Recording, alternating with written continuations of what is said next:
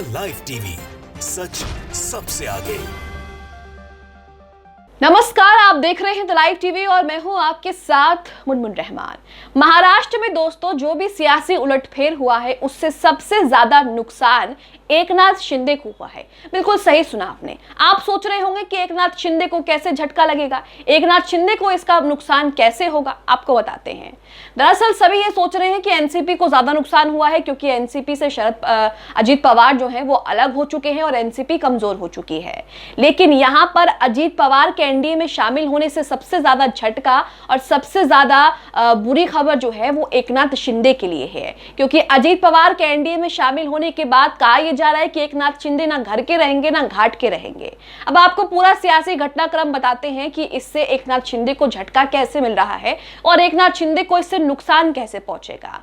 आपको पता है कि एकनाथ शिंदे के पास 40 विधायक है, उसके बावजूद भी एकनाथ शिंदे ने बीजेपी को अपने नीचे दबा करके एकनाथ शिंदे मुख्यमंत्री बन गए। बीजेपी को शुरू से यह बात खल रही थी, लेकिन अब अजीत पवार के एनडीए में शामिल होने के बाद बीजेपी अपनी खींच एकनाथ शिंदे से निकाल सकती है, क्योंकि यहां पर अजीत पवार भी 40 विधायक अपने साथ होने का दावा कर रहे हैं। अब आपको पूरा सियासी घटनाक्रम बताते हैं कि एकनाथ शिंदे को कहां और कैसे झटका लगेगा। एकनाथ शिंदे को हाल ही में 1 साल का टाइम जो है वो पूरा हो गया है मुख्यमंत्री के पद पर रहते हुए। इस दौरान मंत्रिमंडल विस्तार की भी चर्चा की जा रही थी, जिसमें एकनाथ के करीबी समर्थक, करीबी विधायकों को ये उम्मीद थी कि उनको जगह मिलेगी। लेकिन ऐन मौके पर जो है अजीत पवार एंट्री मार लेते हैं, जिनके साथ 8 और विधायक हैं। अब अजीत पवार जिन 8 विधायकों को अपने साथ एनडीए शामिल करने के लिए लेकर आए हैं, वो 8 लोग भी यहाँ पर बहुत महत्वपूर्ण रखते हैं। अब मैं आगे आपको बताऊंगी, लेकिन सबसे पहले आप हिंदुस्तान लाइव की खबर देखिए। इस खबर के मुताबिक समझेंगे कि एकनाथ शिंदे को महाराष्ट्र की पॉलिटिक्स में कितना बड़ा झटका लगने वाला है और कितना बड़ा झटका लग चुका है।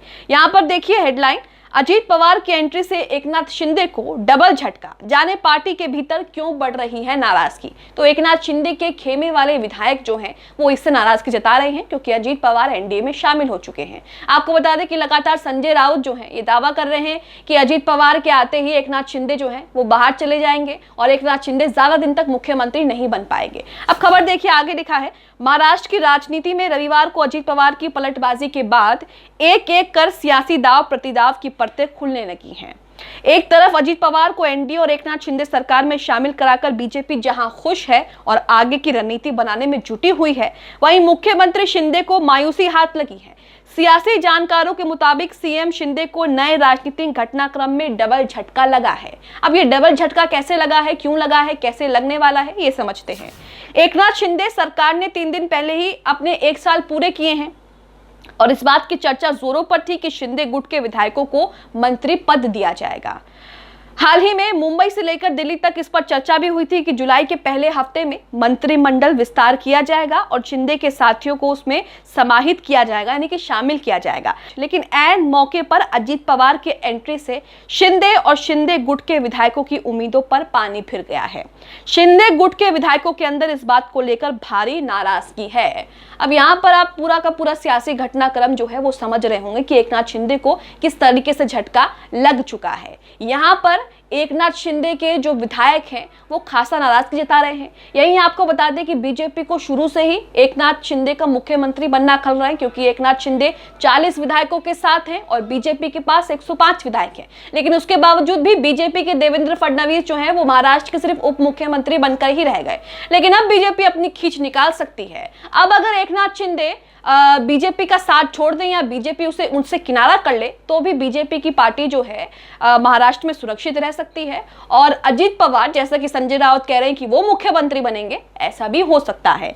अब आगे देखिए, लिखा है कि इस बात की चर्चा जोरों पर है कि अजीत पवार के एनडीए में आने से एकनाथ शिंदे का रुतबा कम हो गया है। 288 सदस्यों वाली महाराष्ट्र विधानसभा में बीजेपी के पास 105 विधायक है, जबकि एकनाथ शिंदे गुट वाली शिवसेना के 40 विधायक हैं। 40 विधायकों वाले शिंदे मुख्यमंत्री बने हुए थे। ये बात बीजेपी को खल रही थी। अब अजीत पवार ने भी दावा किया है कि उसके पास एनसीपी के 40 विधायकों का समर्थन है। इस तरह एनडीए में शिंदे और पवार दोनों बराबर के हिस्सेदार हो गए हैं। तो यहाँ पर आप समझ रहे हैं कि महाराष्ट्र में जो पूरा का पूरा सियासी उठापटक, सियासी घटनाक्रम चल रहा है, जो सियासी खींचतान चल रही है, उसमें कुल मिलाकर एकनाथ शिंदे को जो है बड़ा नुकसान होने वाला है, या फिर यूं कहें कि हो चुका है और इसकी शुरुआत हो गई है। एकनाथ शिंदे को यहां पर डबल झटका लग रहा है। पहला झटका तो एकनाथ शिंदे का रुतबा यहां पर कम हो गया है। एकनाथ शिंदे 40 विधायकों के समर्थन के साथ मुख्यमंत्री बने बैठे हैं, वो भी कहीं ना कहीं उनकी कुर्सी खतरे में आ सकती है। दूसरा, यहां पर मंत्रिमंडल का विस्तार होने वाला था और इसी दौरान अजीत पवार भी 8 लोगों को लेकर, 8 विधायकों को लेकर एनडीए में शामिल हो गए हैं, 40 की बात कर रहे हैं। तो यहां पर भी बीजेपी हो सकता है कि अजीत पवार को बढ़ावा दे और अजीत पवार को खुश करने के लिए उसके विधायकों को जो है मंत्रिमंडल में जगह दे। तो यहां पर एकनाथ शिंदे को एक झटका ये भी लग गया है। आगे खबर में लिखा है कि अजीत पवार इसलिए भी बीजेपी के लिए अहम बनकर उभरे हैं क्योंकि वो सिर्फ 8 विधायकों को लेकर नहीं आए, बल्कि राष्ट्रवादी कांग्रेस पार्टी के कार्यकारी अध्यक्ष प्रफुल्ल पटेल उनके साथ हैं। विधानसभा में उपाध्यक्ष नरहरि झिरवल, विधान परिषद के सभापति रामराजे निम्बालकर और पार्टी के कोषाध्यक्ष व सांसद सुनील तटकरे अमोल कोहले को लेकर भी साथ आए हैं। तो ये जिन लोगों के नाम मैंने आपको बताया, ये महाराष्ट्र की राजनीति में अच्छा खासा दबदबा रखते हैं और एनसीपी में भी अच्छा खासा इनका पद है और इन्हीं को लेकर अजीत पवार जो है वो एनडीए में शामिल हो गए हैं, जिसके बाद अजीत पवार का कद और रुतबा जो है वो जाहिर सी बात है कि एकनाथ शिंदे से बड़ा हो गया है। आगे लिखा है कि राजनीतिक जानकारों का मानना है कि इसी गणित में बड़ा खेल छिपा हुआ है। उधर शिवसेना उद्धव ठाकरे गुट के राज्यसभा सांसद संजय राउत ने भी दावा कर दिया है कि जल्द ही एकनाथ शिंदे की मुख्यमंत्री की कुर्सी चली जाएगी, अजीत पवार महाराष्ट्र के नए मुख्यमंत्री होंगे। उन्होंने भी यह दावा किया कि शिंदे गुट के विधायकों पर अयोग्यता की तलवार लटकी है, जिनमें से सभी अयोग्य घोषित किए जाएंगे। एकनाथ शिंदे के लिए यह पूरा प्रकरण फजीहत वाला हो सकता है। तो एकनाथ शिंदे जिन्होंने शिवसेना से विद्रोह करके जैसे तैसे करके सरकार बनाई, फिर उसके बाद जैसे तैसे इतने विवाद के बाद भी वो मुख्यमंत्री बने 40 विधायकों के समर्थन के साथ, अब उनकी मुश्किलें जो हैं वो बढ़ने वाली है क्योंकि यहाँ पर पूरा का पूरा गेम जो है वो बदलने वाला है।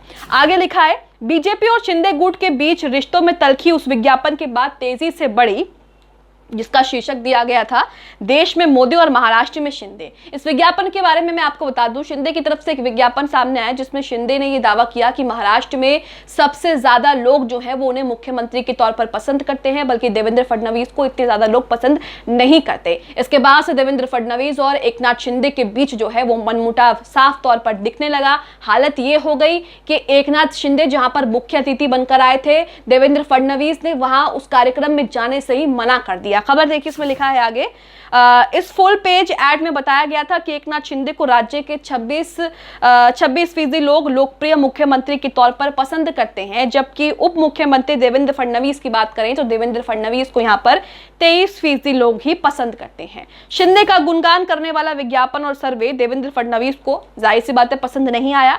मनमुटाव इतना बढ़ गया कि विज्ञापन के बाद फौरन फडणवीस ने उस कार्यक्रम में मंच साझा करने से इनकार कर दिया जिसमें शिंदे भी मुख्य अतिथि के तौर पर आए हुए थे। बाद में पालघर में आयोजित एक अन्य कार्यक्रम में शिंदे फडणवीस ने मंच पर कुछ मिनटों तक एक दूसरे से बात तक नहीं की। तो यहाँ पर आप शुरू से ही देख रहे हैं कि मुख्यमंत्री पद को लेकर, कुर्सी को लेकर, वर्चस्व को लेकर पहले से ही दोनों पार्टियों के बीच में, एकनाथ शिंदे देवेंद्र फडणवीस के बीच में मनमुटाव जो है वो सामने आते रहे हैं। लेकिन अब जिस तरीके से अजीत पवार की एंट्री हो चुकी है एनडीए में, उसके बाद एकनाथ शिंदे की कुर्सी डगमगाने वाली है और एकनाथ शिंदे का जो कद है, जो रुतबा है पार्टी में, वो कहीं ना कहीं खतरे में आ गया है। आप इस खबर को लेकर क्या सोचते हैं, हमें कमेंट बॉक्स में अपनी प्रतिक्रिया जरूर दें। द लाइव टीवी, सच सबसे आगे।